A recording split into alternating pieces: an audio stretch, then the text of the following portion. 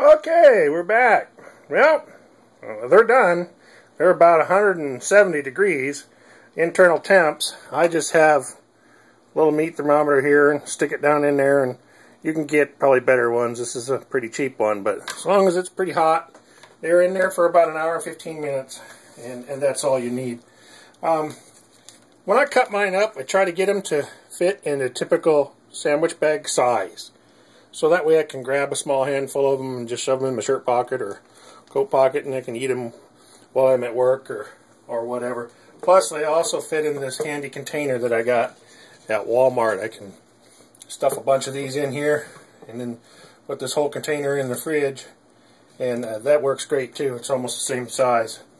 So I just use one.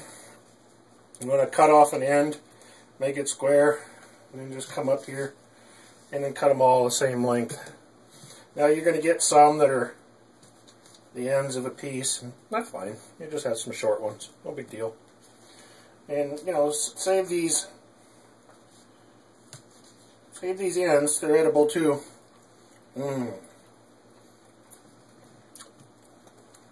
I tried some with a little bit of marinara sauce here. It's actually that same pizza sauce I put in the recipe. Ragu pizza sauce. A little bit of that in here. These are pretty good when they're warm too, so you can always put them in the microwave for a couple minutes.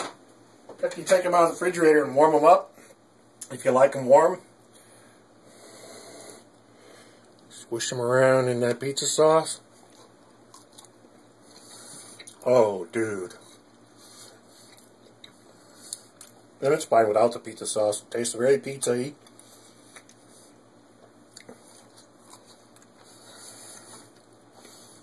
Might have been a little bit better with some mozzarella cheese, kind of coarsely ground. But still very pizza flavored.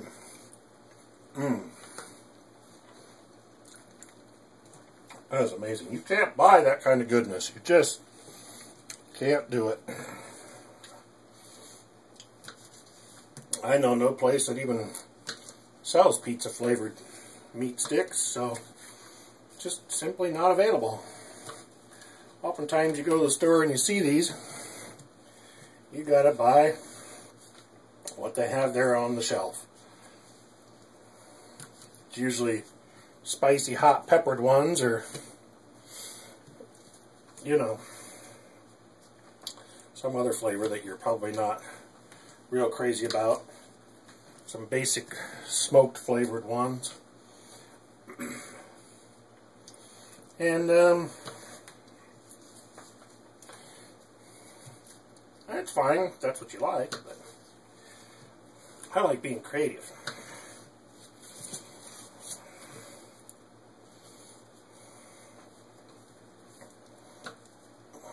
Come up with my own flavor combinations. That's the whole point of doing this.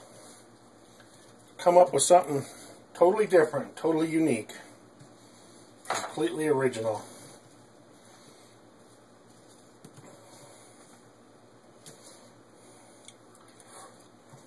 These should keep for a pretty long time in the refrigerator, for a couple weeks. No problem. If you freeze them, keep even longer. But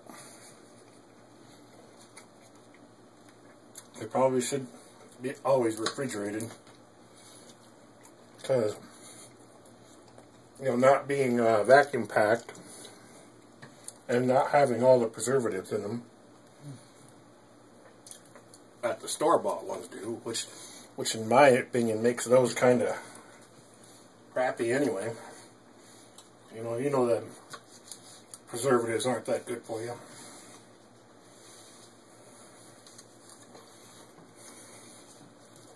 This is all just pretty much the natural meat. No preservatives in any of this. Whatever preservatives, of course, that might be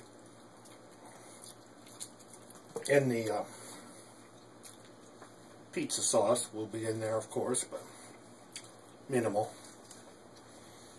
And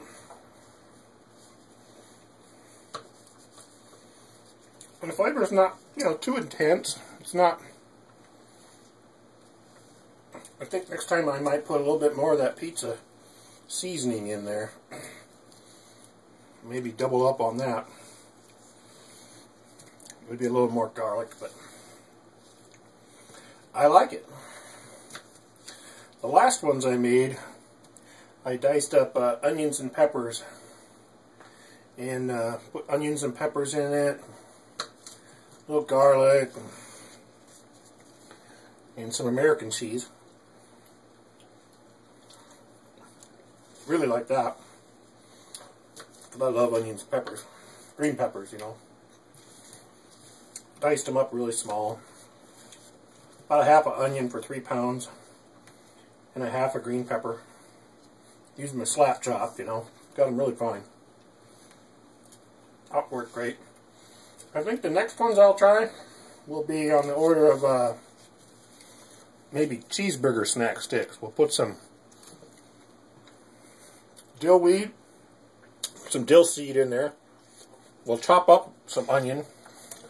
Get a little bit more in flavor when you use the real stuff instead of the dried, I think.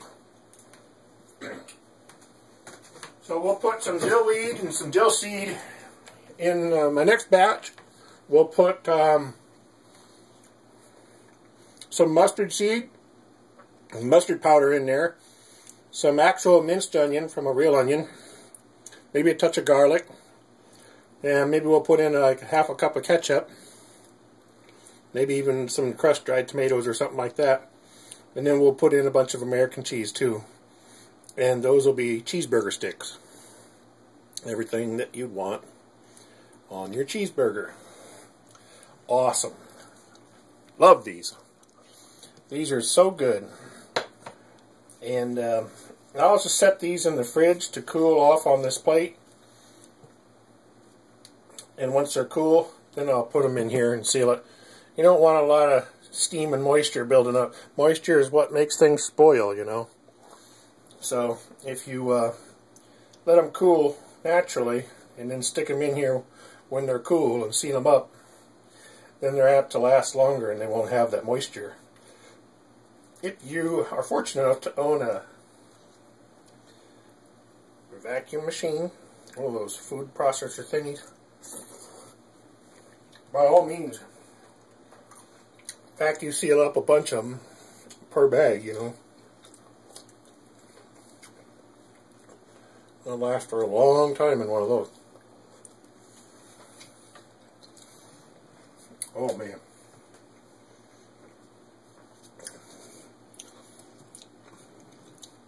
Deer meat goodness. Look at that. Look at all those. 3 pounds.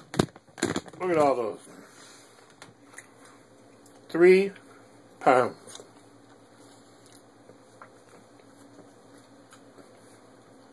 Be eating those all week long. Love them. Quick snack. Awesome. I might be trying some brats and hot dogs next. They got a little bit bigger diameter casing, about the size of a quarter, for hot dogs. And then they got some that are even a little bigger yet for brats. And of course there's always your natural casings. This outfit sells all of those. You bet. Hook you right up for all your deer meat processing. And well, you know, you don't have to use deer meat either. You can go out and buy regular ground beef, ground pork, make sausages, whatever you want to do. Your options are endless.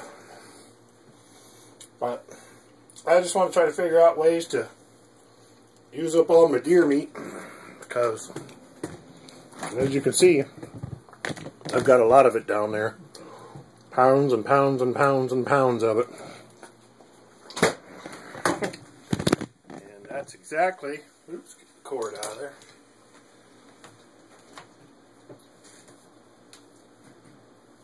What I'm going to use it for. We might make some meatballs and chili and stuff with some of it, that kind of thing too. But I don't mind this, you know, these are quick snacks that you can just grab on the run. Love them. You can try it too. Remember, get your LEM jerky cannon. It is an awesome little deal for the kitchen. A lot of fun. This is Jason. We'll catch you later.